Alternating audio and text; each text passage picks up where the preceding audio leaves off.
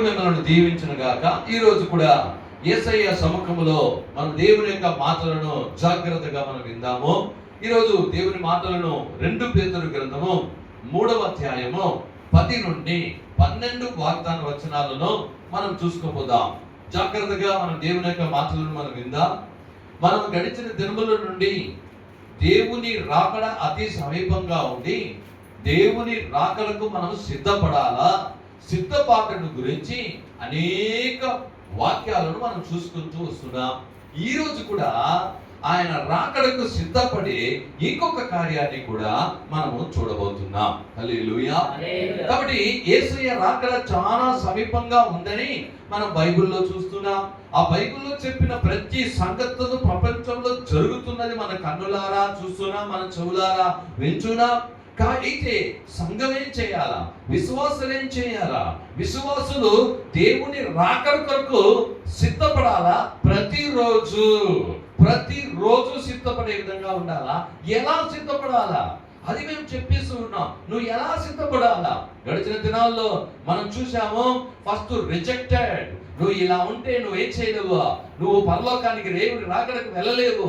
అది ఏమి? శరీరాశ, నేత్రాశ, జీవపు డంబము ఉంటే దేవుని రాకడలో నువ్వు పోలేమని చూసాం. ఇలాగ అనేక కార్యాలు చూసాం.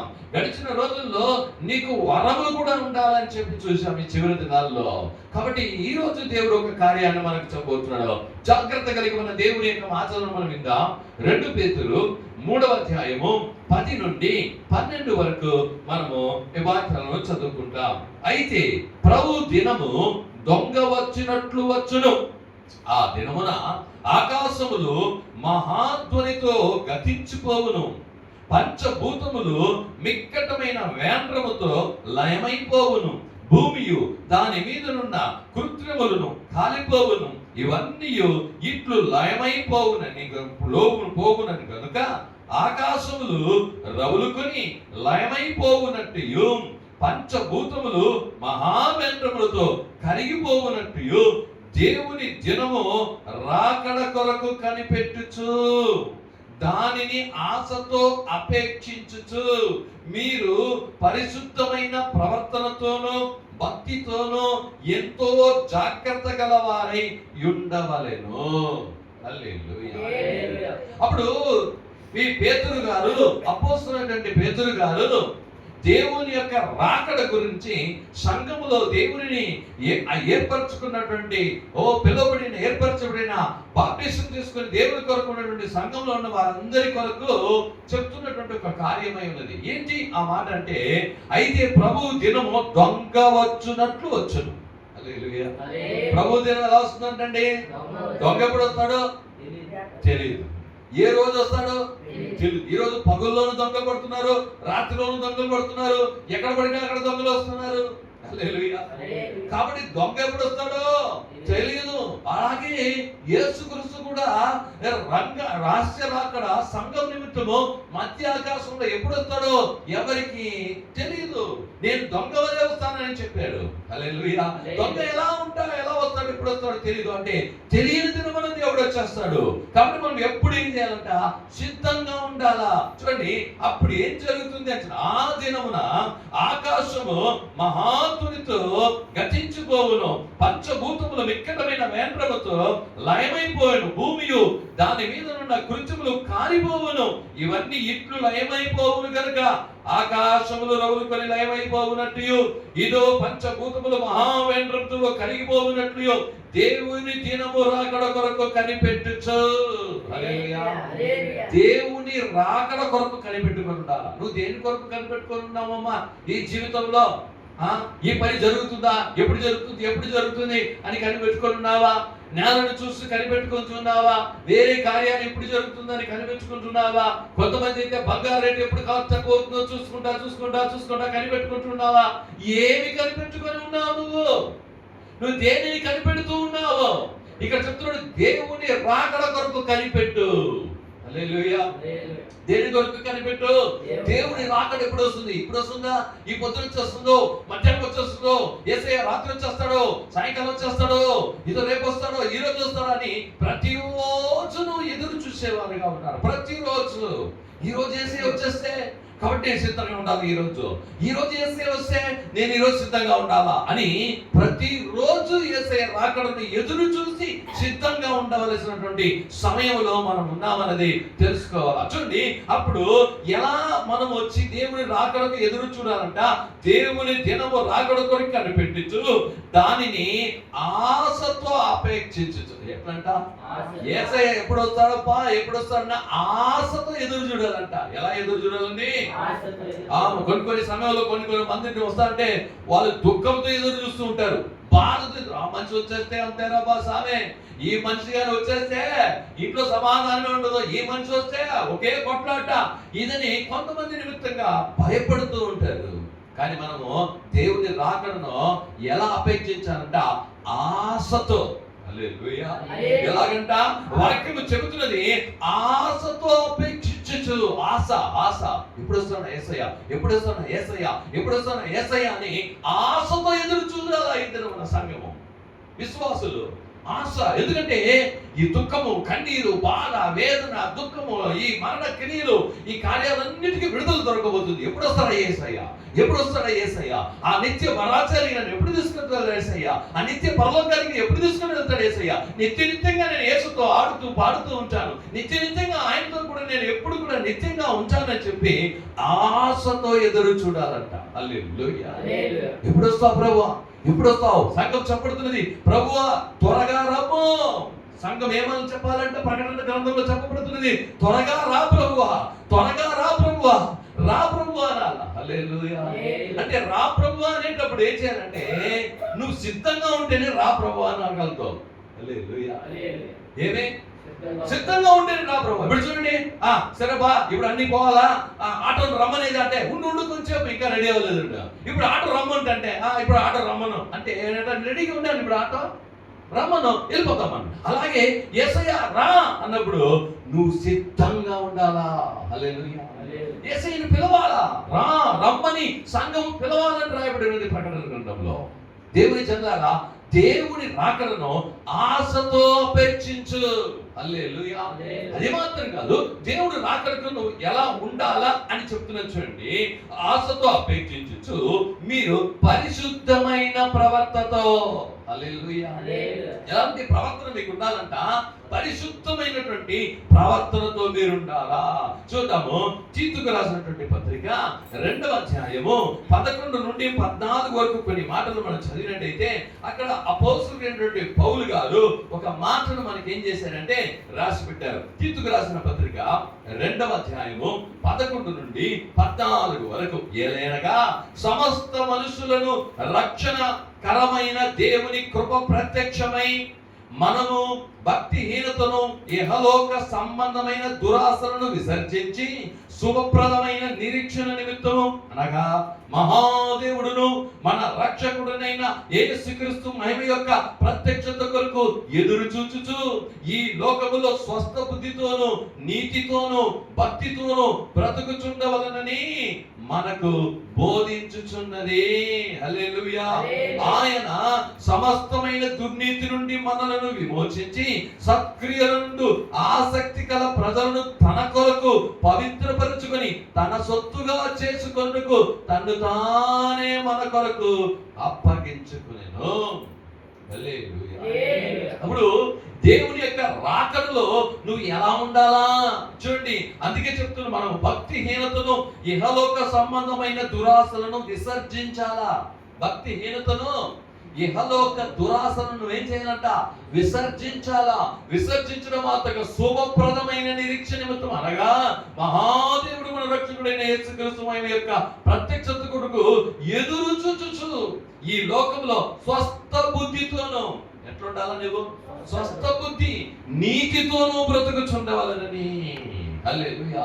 స్వస్థ బుద్ధి కలిగిన వారి నీతితో నువ్వు బతకరా. ఇక్కడ చెప్తుంది నువ్వు పరిశుద్ధంగా ఉండాలా. హల్లెలూయా. 1 పేతురు గ్రంథం 1వ అధ్యాయములో 14వ వాగ్దాన వచనంలో ఒక మాట అక్కడ పేతురు గారు రాసి పెట్టారు.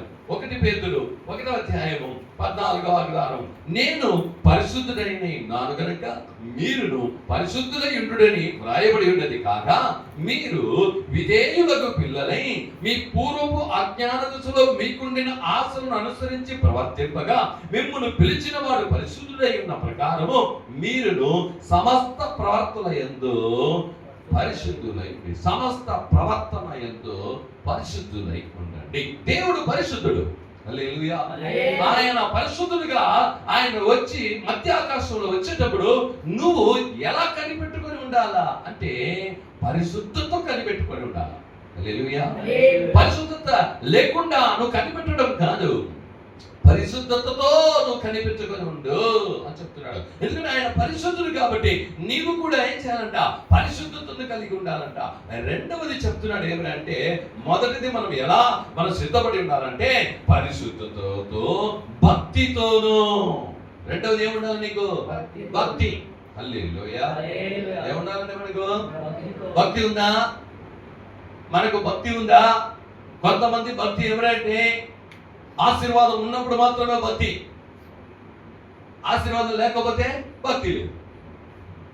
కొంతమందికి హ్యాపీగా ఉంటే, ఏ బాధలు లేకపోతే భక్తి, బాధలు వస్తే భక్తి ఉండదు. బైబిల్లో చాలా భక్తుల గురించి రాయబడింది. కొంతమంది భక్తి ఎలా ఉందంటే ఆ గడ్డి మీద చెట్టు మీద ఉన్న మంచులాగా ఉందంట. ఏమే పొద్దున లైట్ అంతా ఏం చేస్తుంది, మంచు పడుతుంది. ఉదయాన ఎండ వస్తే ఆ మంచి ఏమైపోతుంది, కరిగి పడుతుంది. అంటే ఏమంట, వాళ్ళ భక్తి ఎలా ఉందంట దేవుని మీద, కొద్దిసేపు ఉంటుందంట. ఎండ వస్తే, బాధ వస్తే, కష్టం వస్తే, పోరాటం వస్తే కరిగి ఉడుస్తుంది వాళ్ళ భక్తి. కరిగిపోయే భక్తి నీ భక్తి ఎలా ఉంది? నీ భక్తి విడిచి వెళ్ళిపోయే భక్తి నీ భక్తి ఎలా ఉంది? నీ భక్తి బాధలు వచ్చినప్పుడు, కష్టం వచ్చినప్పుడు, పోరాటం వచ్చినప్పుడు, వేదన వచ్చినప్పుడు, దుఃఖం వచ్చినప్పుడు, ఏ కార్యం వచ్చినప్పుడు నీ భక్తి ఎలా ఉంది? ఇక్కడ చూస్తున్నాడు, నువ్వు మంచి భక్తితో ఫస్ట్ పరిశుద్ధతో ఎదురు చూడాలా. రెండవది భక్తి, ఏమున్నా ఏమి లేకపోయినా క్రీస్తునందు భక్తిలో నువ్వు ఎదుగుతూ ఉండాలా. ఎలాగ ఉండాలంటే చూడండి, ఆ భక్తిని గురించి యాకోబు పత్రిక 1వ అధ్యాయము 27వ వాక్యములో అద్భుతంగా ఆ యాకోబు గారు రాసి పెట్టారు. నిజమైన భక్తి ఏది? నిష్కలంకరమైన భక్తి ఏది? దేవుడిని దగ్గర ఎదురు చూసే భక్తి ఏంటిది? ఎలా ఉండాల భక్తి అంటే ఏంటి చూద్దాం. 1వ అధ్యాయము 27వ వాగ్దాన వచనము, తండ్రి అయిన దేవుని ఎదుట పవిత్రమును నిష్కలంకమునైన భక్తి ఏదనగా, దిక్కులేని పిల్లలను విధవరాలను వారి ఇబ్బందులలో పరామర్శించుటయు, ఇహలోక మాలిన్యము తనకు అంటకుండా తన్ను తాను కాపాడుకొనుటయున్నదే. హల్లెలూయా. ఏదండి భక్తి? మనం ఏంటంటో భక్తి కార్యాలను మనం చూస్తూ ఉంటాం. ఇక్కడ చెప్పబడుతున్నటువంటి ఒక భక్తి, తండ్రి నీ దగ్గర ఎదురు చూస్తున్నటువంటి ఒక భక్తి ఏమంట. ఇక్కడ చెప్పబడుతున్నది ఏమంటే, ఇదో తండ్రి అయిన దేవుని ఎదుట పవిత్రమును నిష్కలంకమునైన భక్తి ఏదనగా, దిక్కులేని పిల్లలను విధవరాలను వారి ఇబ్బందులు పరామర్శించాలా, ఇహలోక మాలిన్యము తనకు అంటకుండా తన్ను తాను కాపాడుకోవాలి. ఇహలోక మాలిన్యం, ఇహలోకంలో పాపం ఉంది. ఇహలోకంలో చూస్తుంటే దేవునికి విరోధమైనటువంటి కార్యాలు ఉన్నాయి, అశుద్ధమైన కార్యాలు ఉన్నాయి. అవి నీకు అంటకుండా నేను కాపాడుకోవాలి. అదే భక్తి. అప్పుడు భక్తి ఎందుకురా అంటే, ఇహలోక మాలిన్యంలో నేను చిక్కుకోకూడదు ప్రభువా, ఇహలోక పాప ఊపిలో నేను చిక్కుకోకూడదు ప్రభువా, ఇహలోక ఆశలకు నేను చిక్కుకోకూడదు ప్రభువా, అందుకు భక్తి. భక్తి నువ్వు ఎలా భక్తిగా ఉండాలంటే, వాటిని నువ్వు అంటుకోకుండా, అవి నీకు అంటుకోకుండా నువ్వేం చేయాలా, భక్తిగా ఉండాలి. అది దేవుడి నీ దగ్గర ఎదురు చూసేటువంటి భక్తి. అప్పుడు నీకు భక్తి ఉందా? ఈరోజు భక్తి అంటే ఏమేమో అనుకుంటున్నారు, కానీ బైబిల్లో నుండి చెప్పబడినటువంటి భక్తి చూడండి. అప్పుడు మొదటిది పరిశుద్ధంగా ఎదురు చూడాలంట. రెండవది చెప్పబడుతున్నది భక్తిగా ఎదురు చూడాలి. హల్లెలూయా. ఏమిటండి? ఎలా అంట? భక్తితోను, మీరు పరిశుద్ధమైన ప్రవర్తనతోను భక్తితోను. మూడవది చూడండి, ఎంతో జాగ్రత్త గలవారై ఉండవలెను. హల్లెలూయా. ఆయన రాకడకు ఎదురు చూడాలా. ఎట్లా ఎదురు చూడాలంట? ఆశతో. ఎట్లా? ఆశతో ఎదురు చూడాలంట. రెండవది పరిశుద్ధతతో, మూడవది భక్తితో, నాలుగోది ఇక్కడ చెప్తున్నది కార్యం అంటే ఎంతో జాగ్రత్తగా ఉండాలి. హల్లెలూయా. ఏమంట? మనం ఎంతో జాగ్రత్త కలిగిన వారై మనం ఉండాలా. కాబట్టి విశ్వాసాన్ని కాపాడుకున్నట్లో జాగ్రత్త ఉండాలా, రక్షణను కాపాడుకున్నట్లో నీకు జాగ్రత్త ఉండాలా, పరిశుద్ధతను కాపాడుకున్నట్లో నీకు జాగ్రత్త ఉండాలా, పరిశుద్ధాత్మను కాపాడుకున్నట్లో నీకు జాగ్రత్త ఉండాలా, సత్యాన్ని కాపాడుకున్నట్లో నీకు జాగ్రత్త ఉండాలా.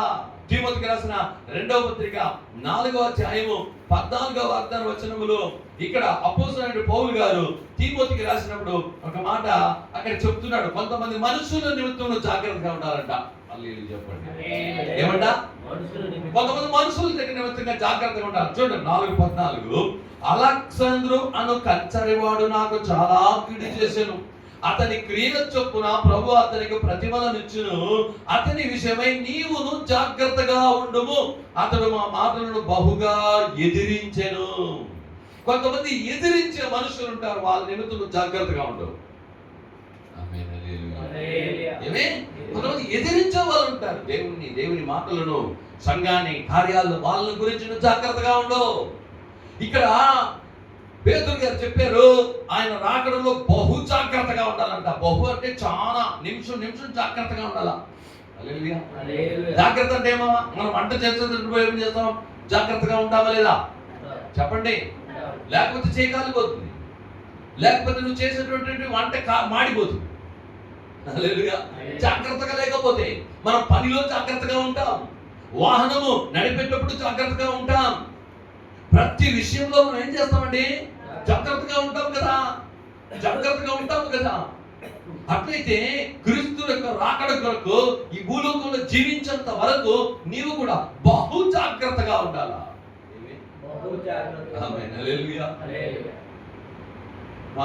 మా ఇంట్లో వచ్చి మనవడు వచ్చిండాడు, మా మనవడు వాడు ఉన్నాడు, ఒకే నిమిషం ఇలా చూసి అలాగే వాడు ఆడ కూర్చుంటాడు.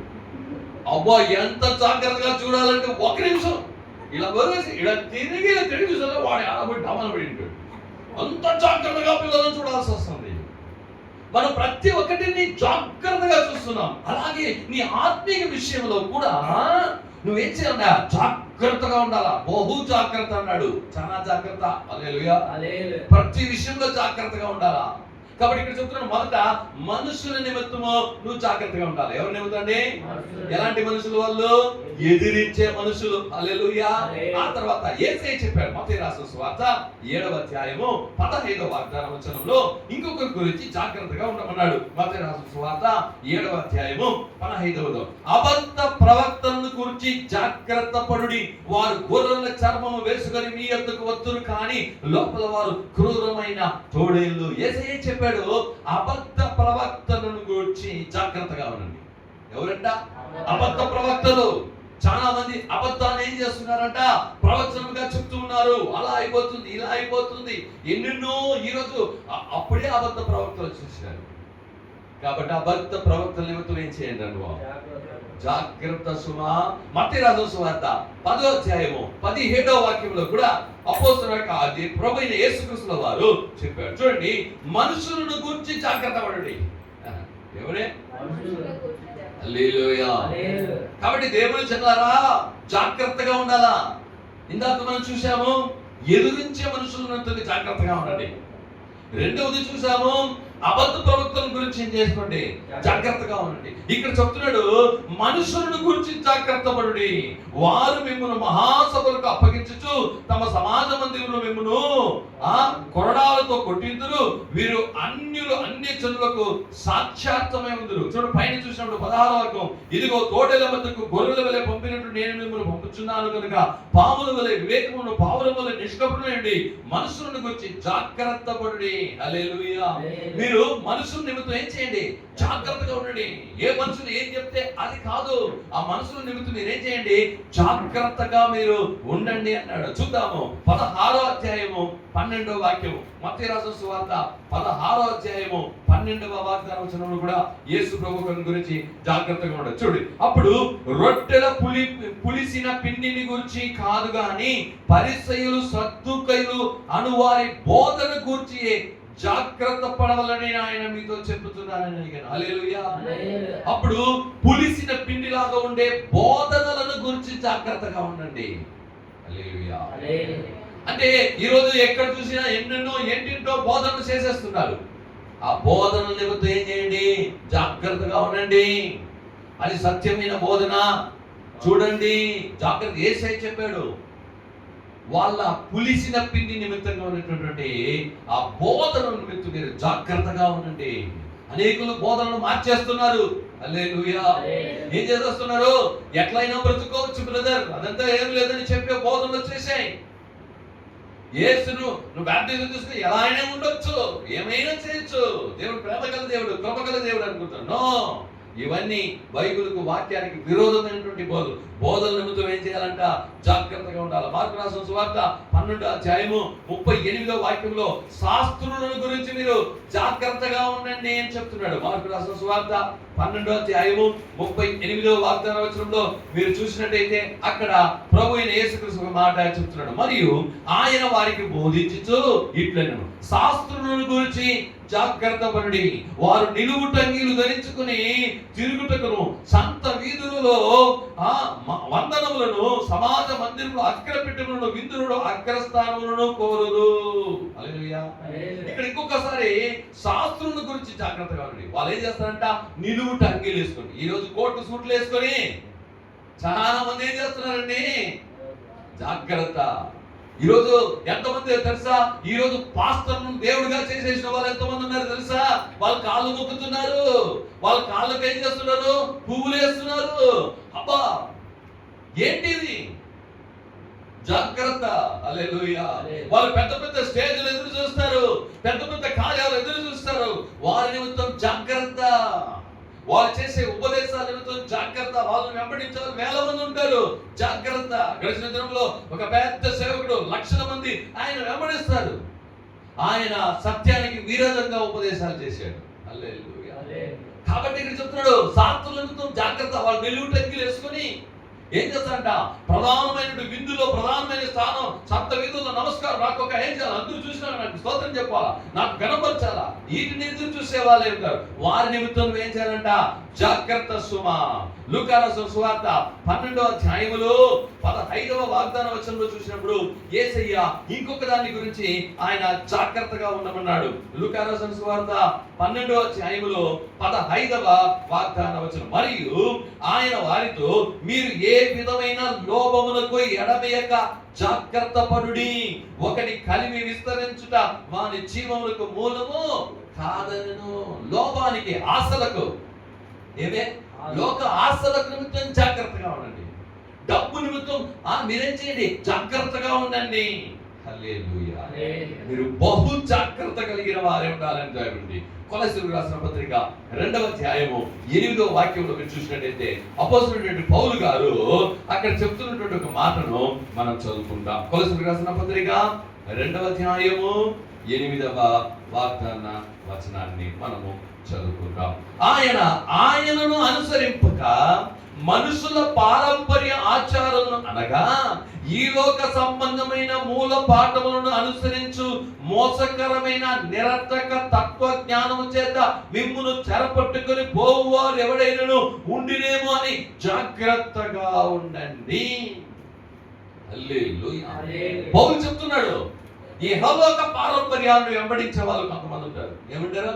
వాళ్ళు యేసు ప్రభువుని ఎరిగిన వాళ్ళే, సంఘానికి వెళ్ళే వాళ్ళే, ప్రే చేసే వాళ్ళే, ఆరాధించే వాళ్ళే, బైబిల్ చదివే వాళ్ళే, కానీ పారంపర్యాన్ని వెంబడించే వాళ్ళు. ఏమంట? పారంపర్య ఆచారాలను వెంబడించేటువంటి వారు. పౌలు ఇక్కడ స్పష్టంగా చెప్తున్నాడు. ఏమంట? ఇహలోక సంబంధం అంటే వారు ఆయనను, అంటే దేవుని అనుసరించిన వాళ్ళు పారంపర్య ఆచారాలను అనుసరిస్తారు. పారంపర్య ఆచారాన్ని ఈరోజు దేవుడిగా ఆరాధించే వాళ్ళు చాలా మంది ఉన్నారండి. ఏమంట? దేవుణ్ణి ఆరాధించే వాళ్ళు పారంపర్య ఆచారం, ఇది ఇలా ఉండాలా, ఇది ఇలా చేయాలా, ఎటు చేయాలా, ఎటు చేయాలా, పారంపర్యం. ఈ రోజు పారంపర్య ఆచారం ఎక్కడ వచ్చేసింది? సంఘంలో వచ్చేసింది, ఎలా వచ్చేసింది? విశ్వాసుల ఇంట్లో వచ్చేసింది. ఆ పారంపర్యం మారలే. హల్లెలూయా. అలాగే యేసు మారిపోయాడు, పారంపర్యాన్ని అలాగే ఏం చేసినారో మార్చుకున్నారు. ఈరోజు అట్లాంటి వాళ్ళు ఉన్నారేమో, జాగ్రత్త. మిమ్మల్ని ఈడ్చుకోపోయే వాళ్ళు కొంతమంది ఉంటారు, జాగ్రత్త. ఇక్కడ చూడండి, ఒక మాత్రం మోసకరమైన నిరర్థక తత్వజ్ఞానం చేత మిమ్మల్ని చెరపట్టుకొని పోవారు ఎవరైనా ఉండునేమో అని జాగ్రత్తగా ఉండండి. హల్లెలూయా. కాబట్టి జాగ్రత్తగా ఉండమని చెప్తున్నాడు. చివరిగా పిలుపులకు రాసిన పత్రిక 3వ అధ్యాయము 2వ వాక్యంలో ఒక మాట రాయబడి ఉంది. ఫిలిప్పీయులకు రాసిన పత్రిక 3వ అధ్యాయము 2వ వాక్యం, కుక్కల విషయమై జాగ్రత్తగా ఉండుడి, దుష్టులైన పనివారి విషయమై జాగ్రత్తగా ఉండుడి, ఈ ఛేదనము నాచరించు వారి విషయమై జాగ్రత్తగా ఉండుడి. 3 జాగ్రత్తలు చెప్తున్నాడు. హల్లెలూయా, హల్లెలూయా. జాగ్రత్తగా లేకపోతే ఏమవుతుందమ్మా? యోహాన్ బదులు ఎలక్ట్రిషియన్ పనిచేస్తారు, జాగ్రత్తగా లేకపోతే ఏమవుతుంది? యోహాను కరెంట్ షాక్ కొట్టదు. మీ పనులు, మీరు ఏ పనులు చేసినా ఆ పనుల్లో మనకి ఏముండాలా? జాగ్రత్తగా. డ్రైవింగ్ చేసేటప్పుడు జాగ్రత్త లేకపోతే యాక్సిడెంట్ జరుగుతాయి. అప్పుడు ఆత్మీయ జీవితంలో ఎంత జాగ్రత్త కావాలో ఇక్కడ చెప్తున్నట్టు చూడండి. ఫస్ట్ కుక్కల విషయమై జాగ్రత్తగా ఉండండి. ఏమండి? సరే పాస్టర్, మా కుక్కలు మా ఇంటికి రాకూడదని బోర్డు వేసేస్తాము. ఆ కుక్కలు కాదు. ఏ కుక్కలు? కొన్ని సభలు బివేర్ ఆఫ్ ఏమే డాగ్, ఇక్కడ కుక్క ఉంది జాగ్రత్త అని బోర్డు పెట్టింటారు గేట్ల ముందర. ఏమే కుక్క ఉంది జాగ్రత్త అలా అంటే ఏమంటే, కుక్క అంటే ఏమంటే దేవుణ్ణి వదిలి, దేవుని రక్షించబడి దేవుణ్ణి వదిలి వెళ్ళిపోయింటారు చూడు. దేవుడు వద్దు, నాకు లోకమే కావాలా, నాకు మనుషులు కావాలా అని వదిలి వెళ్ళిపోయిన వారి నిమిత్తం జాగ్రత్తగా ఉండు. కుక్కలంటే ఏమంట? కుక్క తన వాంతికి తిరిగినట్టు అంటారు. కడగబడిన పంది మళ్ళీ బురదలో వెళ్ళినట్లు అని సామెతకు తగినట్టుగా అదే పేతురు చెప్తున్నాడు.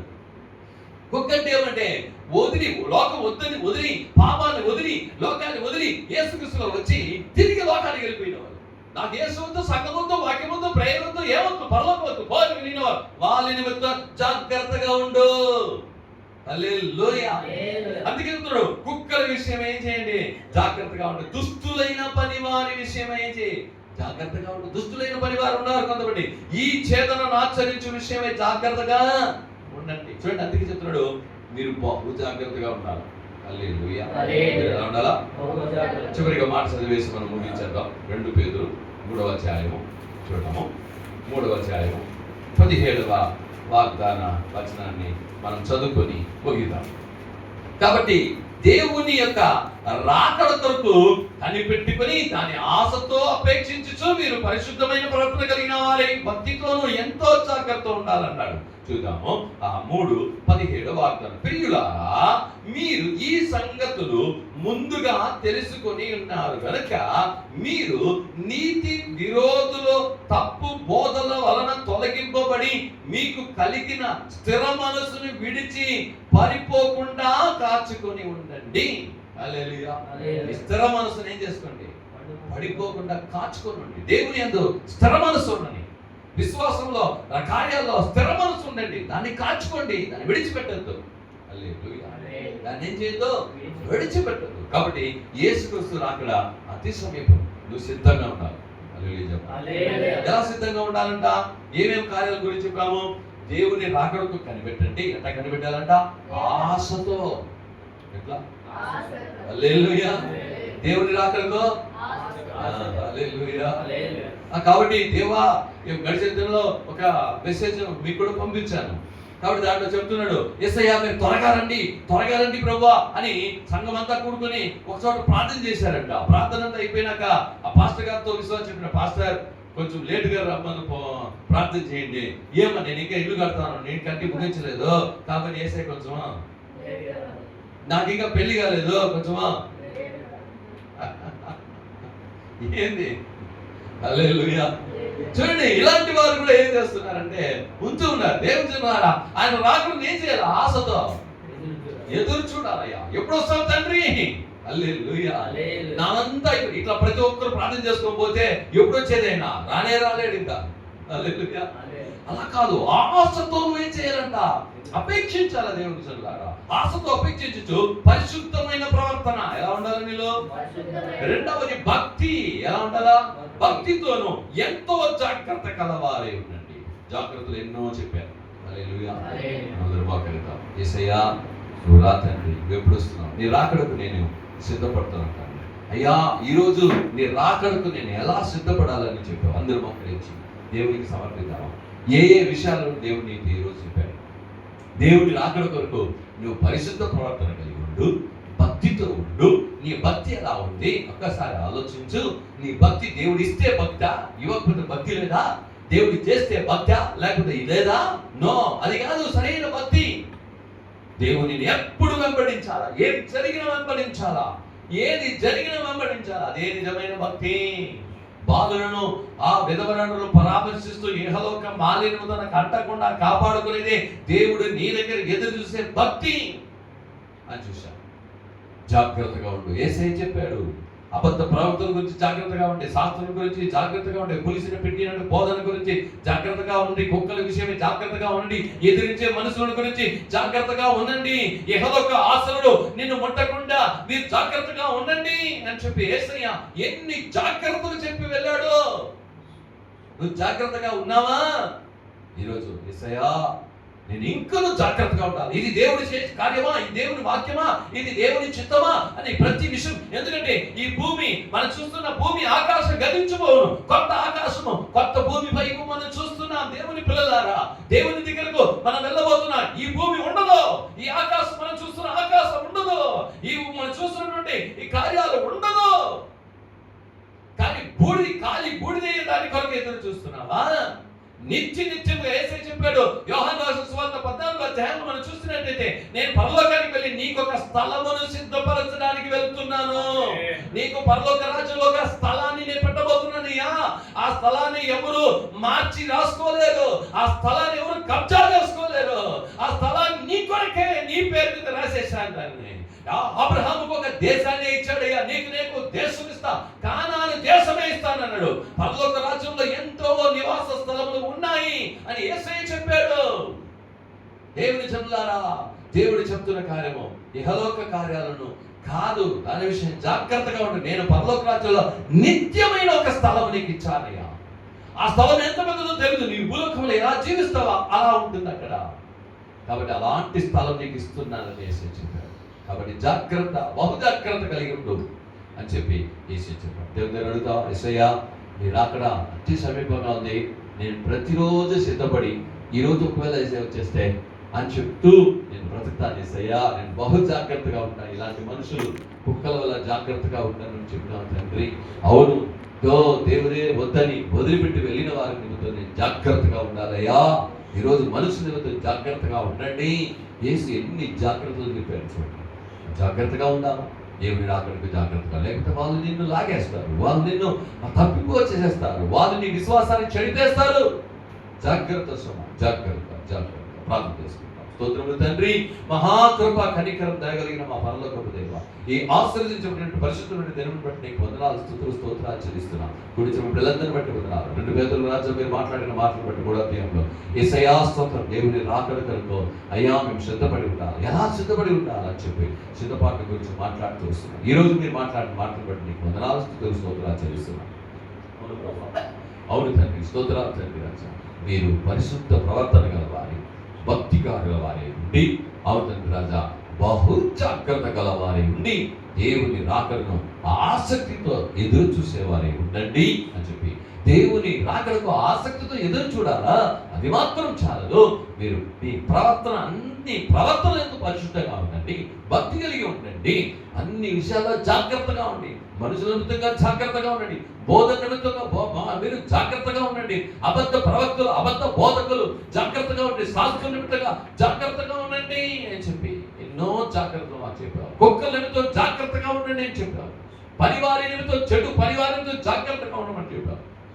ఈ మాటలన్నీ కూడా వాళ్ళు గ్రహించి నీ హృదయంలో పెట్టండి. జాగ్రత్త కలిగిన వారి రాజాన్ని రాకడకు ఆశ ఎదురు చూసి కృపను దయచేయమని వచ్చినారు. కుడిచిన బిడ్డలను దీవించండి, ఆశించండి. విశేషంగా తండ్రి, ఈ నెలలో జరిగే ప్రతి ఒక్క కుడికలను మీరు దీవించండి. ప్రభావితం కుడిచిన బిడ్డలను దీవించండి. అయ్యే మాటలు సత్యం ఎరుగుతున్నారు, సత్యం మిమ్మల్ని స్వస్థపరుచుంటున్నారు తండ్రి. రాజా ఈ వాక్యము విన్న బిడ్డలు స్వస్థపరచబడుతుంది కాక. ఎవరైతే ప్రభు బలహీనంగా వచ్చారో ముట్టండి, స్వస్థపరచండి రాజా. ఎవరికైతే రాజా పని కావాలా, పనిలో రాజా హెచ్చు కావాలని చెప్తున్న వాళ్ళ ఆశీర్వదించండి. ప్రతి అవసరత దర్శించండి. విశ్వాసం యొక్క కుటుంబాలకు ప్రతి అవసరం దర్శించండి. అవుతుంటే ఈ వాక్యం నిమిత్తంగా, ఈ రోజు ఈ యొక్క ప్రసంగం నిమిత్తంగా వాళ్ళ విశ్వాసం పురికొల్పబడని, వాళ్ళు ఇంకెనున్న దేవుడి కొరకు రాకడ కొరకు ఎదురు చూసేందుగా ఉంటానని చెప్పి తమను సమర్పించుకొని యేసయ్యా స్తోత్రములు. ప్రతి అవసరం దర్శించండి. వ్యాధి బలహీనత ద్వారా తొలగించండి. ఈ వారం అంతా, ఈ నెలంతా ఎలాంటి ఆపదలు విపత్తులు కానీ విపడలకు రాకుండా అయ్యా మీ రక్తం అగ్నితో కలిచేసి కాపాడి ఆశ్రయించబెట్టారు. సమాధానం ఇచ్చి మీరు అలా చేసిన కొంత సమస్త నీ చేతికి అప్పగిస్తున్నాను. మీరు ఆశ దీవించి నడిపించుకునే గొప్ప కార్యం చేయమని మా ప్రభువు రక్షకుడైన యేసుక్రీస్తు నామమున చేత అడిగి వేడుకొనుచున్నాం తండ్రి. ఆమేన్ ఆమేన్. నా ప్రాణమా యెహోవాను సన్నతించు, నా అంతరంగన సమస్తమైన పరిశుద్ధ నామాన్ని సన్నతించు. నా ప్రాణమా యెహోవాను సన్నతించు, ఆయన చేసిన ఉపకారములు దేనిని మరొకము. ఆమేన్ ఆమేన్. సకల స్తుతియు, సకల ఘనతయు, సకల మహిమయు సైన్యములకు అధిపతిగా యెహోవాకే, కుమారుడైన యేసుక్రీస్తుకి, పరిశుద్ధాత్మ దేవునికి యుగయుగములు కలుగును గాక. ఆమేన్ ఆమేన్ ఆమేన్. ప్రభువైన యేసుక్రీస్తు కృప, తండ్రి యొక్క ప్రేమ, పరిశుద్ధ సహవాసం కూడిన దేవుని కృతజ్ఞతలు, దేవుని ఆత్మకు అన్నిటికీ తోడే నడిపించును గాక. ఆమేన్. దేవుడు తన ముఖ ప్రకాశం వివిధ ప్రకాశం తీసి మనందరిని ఆశ్రయించి సమాధానంతో నడిపించును గాక. Praise the Lord, praise the Lord, praise